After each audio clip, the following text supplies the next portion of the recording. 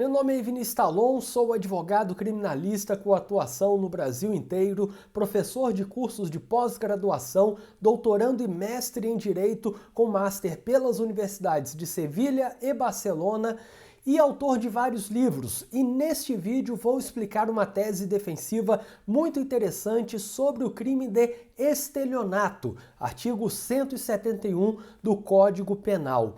Como vocês sabem, o estelionato é um crime patrimonial, portanto, são cabíveis várias teses defensivas, até porque é um crime patrimonial sem violência ou grave ameaça. Podemos utilizar, por exemplo, o princípio da insignificância. Mas neste vídeo vou falar sobre a tese da atipicidade por se tratar de mero ilícito civil.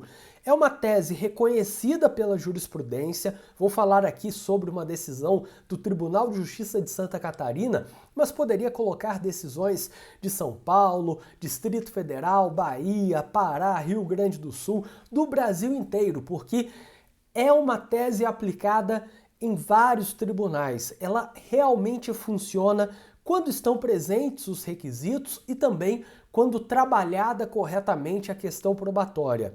E é uma tese que funciona em vários momentos. Pode ser utilizada para tentar o trancamento do inquérito ou do processo mediante habeas corpus, pode ser para tentar a absolvição sumária, colocando essa tese na resposta à acusação, pode colocar essa tese nos memoriais para tentar a absolvição da sentença em razão da atipicidade, ou também nos recursos, na apelação, nos recursos posteriores para tentar reconhecer a atipicidade e, portanto, gerar a absolvição. É uma tese muito interessante e veremos aqui como ela pode ser aplicada na prática. Vejam, essa daqui é uma decisão do Tribunal de Justiça de Santa Catarina que tem a aplicação dessa tese. Diz ali, apelação criminal, crime contra o patrimônio, estelionato, artigo 171 caput do Código Penal. Sentença condenatória, portanto, o réu foi condenado. Recurso da defesa, portanto, a defesa recorreu. Alegada falta de provas quanto ao dolo na conduta. Atipicidade evidenciada. Dolo precedente à pactuação não demonstrado. Ocorrência de mero ilícito civil. Absolvição devida. E aqui, mais embaixo, vocês podem ver o número da decisão, é do Tribunal de Justiça de Santa Catarina, poderia ter colocado decisões do ano passado, deste ano, de outros tribunais, mas essa daqui praticamente desenha a nossa tese defensiva, a tese defensiva que queremos que vocês apliquem nos seus casos.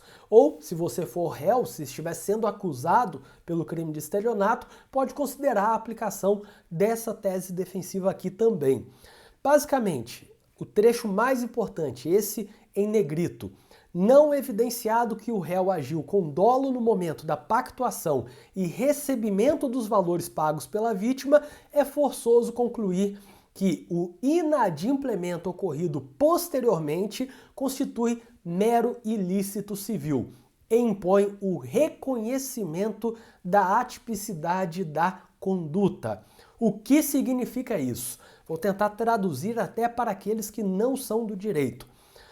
Inadimplemento, não cumprir um acordo, um contrato, uma obrigação. É crime de estelionato? Depende. Depende, segundo essa decisão e várias outras iguais, depende se havia ou não o dolo de não cumprir o acordo desde o momento da pactuação, desde o momento que teve ali as tratativas, a negociação, fechou o contrato, a vítima, a suposta vítima, pagou os valores ou entregou a coisa e ficou lá esperando a sua parte do contrato, o seu cumprimento, e você não cumpriu. Depende, portanto, de qual era o dolo no momento de fechar o contrato, no momento que recebeu a parte da vítima.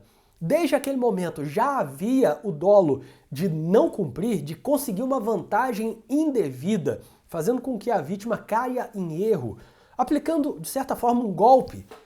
Desde o momento já havia esse dolo, então é crime de estelionato. Ou não havia esse dolo, Ocorreu o descumprimento, de fato, não pagou, não entregou a coisa, não cumpriu sua obrigação, mas não havia esse dolo de não cumprir, de ter uma vantagem indevida desde o início, desde a negociação.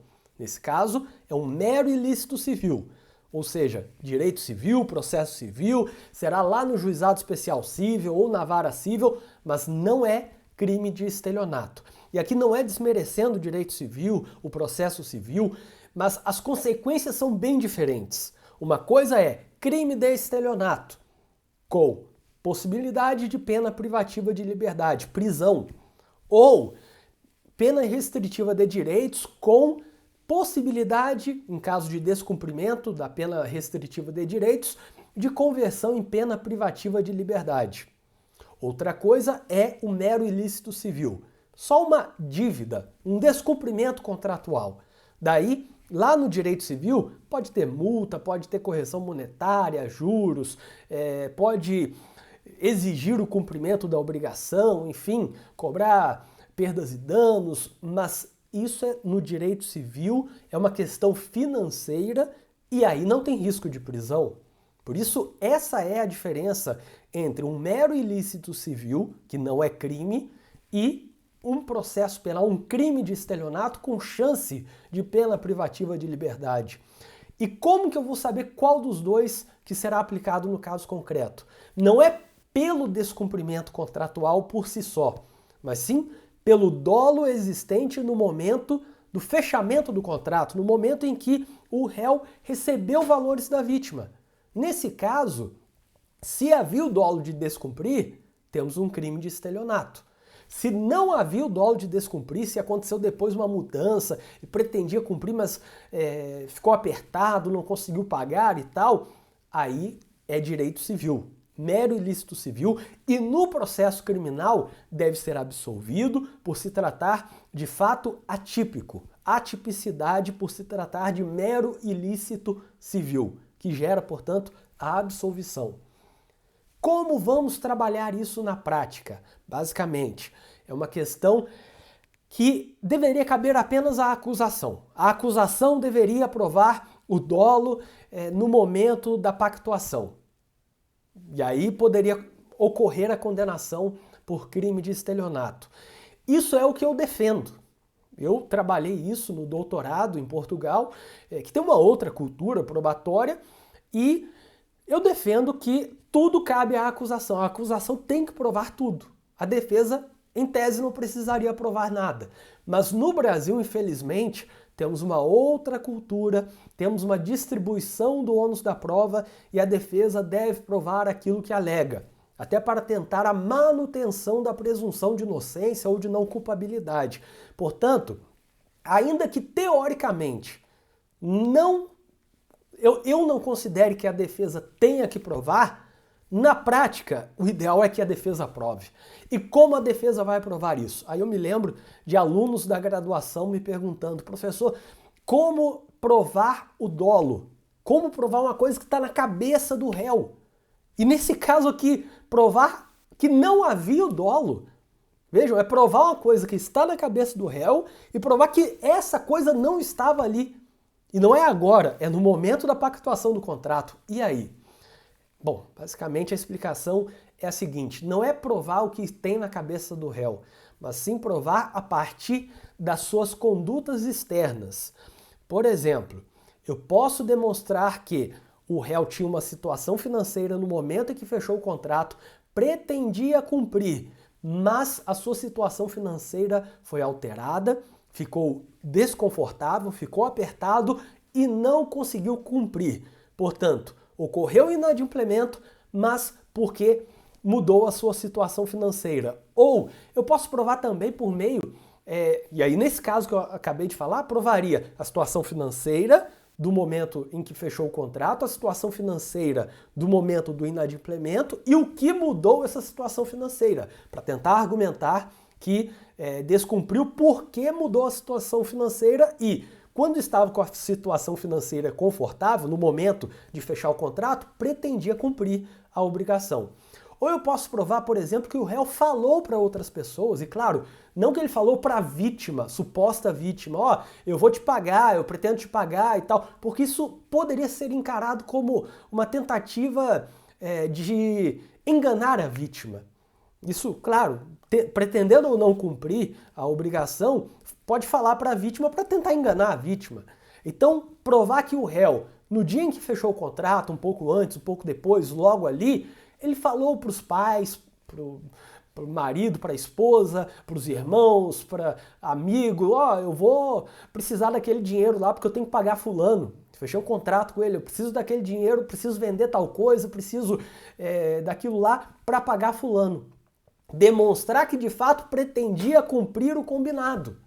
Então eu posso trabalhar isso por meio de mensagens com outras pessoas, documentos, provar por meio da alteração da situação financeira do réu, enfim, de acordo com o caso concreto, eu vou adaptar as provas para demonstrar que no momento da pactuação, do acordo, da negociação, do contrato, pretendia cumprir o combinado, pretendia cumprir a obrigação, entregar a coisa, pagar, enfim. Não era uma ideia de induzir a vítima a erro para conseguir uma vantagem indevida. Não, pretendia de fato cumprir o acordo. Só que descumpriu, ocorreu o inadimplemento por outro motivo. Posteriormente pode até ter decidido descumprir.